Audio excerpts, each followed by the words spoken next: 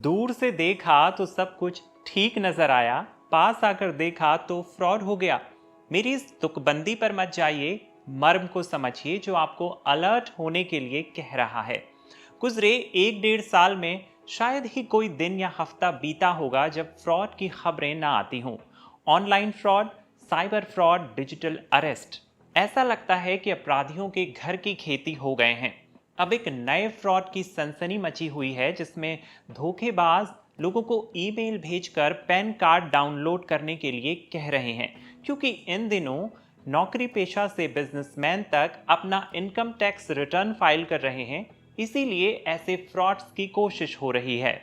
आज के वीडियो में इसी पर बात करेंगे। आप देख रहे हैं NBT tech on the go. तो ये नए तरह का ऑनलाइन स्कैम लोगों को ईमेल भेजकर फंसाने की कोशिश कर रहा है। ईमेल पढ़कर आपको कहीं से भी नहीं लगेगा कि कोई फ्रॉड हो सकता है। ये फेक ईमेल्स काफी प्रोफेशनल लगते हैं। सब्जेक्ट की लाइन होती है, download e PAN card online, a step by step guide. Email में गवर्नमेंट जैसी लैंग्वेजेस और डिज़ाइन का इस्तेमाल किया जाता है, लेकिन इसका असली मकसद सिर्फ और सिर्फ आपकी पर्सनल इंफॉर्मेशन को चोरी करना है।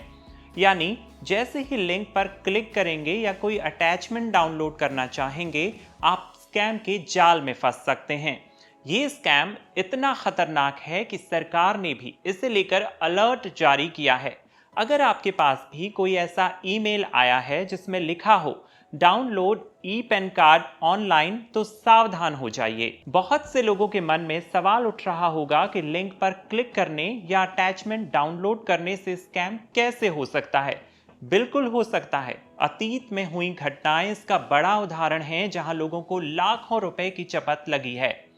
जिन लिंक्स को ईमेल में अटैच किया जाता है वो फिशिंग लिंक्स होते हैं। इन पर क्लिक करते ही आप किसी फेक वेबसाइट पर पहुंच जाएंगे जो बिल्कुल इनकम टैक्स पोर्टल जैसी दिखती है।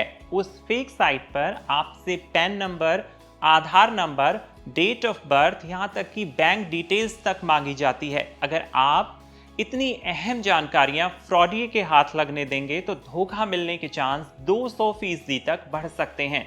मीडिया रिपोर्ट्स के अनुसार कभी कभी इन ईमेल्स में ऐसे अटैचमेंट्स होते हैं जिनको डाउनलोड करते ही आपके डिवाइस में मेलवेयर इंस्टॉल हो जाता है और फिर साइबर क्रिमिनल्स आपके पासवर्ड्स और एक्टिविटीज को ट्रैक करने लगते हैं। जब सब कुछ इतना खतरनाक है तो आपको असली और नकली की पहचान करना जरूरी है।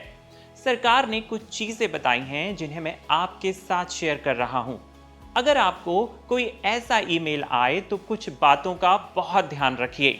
ईमेल भेजने का एड्रेस यानी ईमेल एड्रेस अटपटा हो सकता है। वो सीधे तौर पर इनकम टैक्स डिपार्टमेंट से जुड़ा नहीं होगा, जो इस तरह के फ्रॉड को पकड़ने की पहली पहचान है।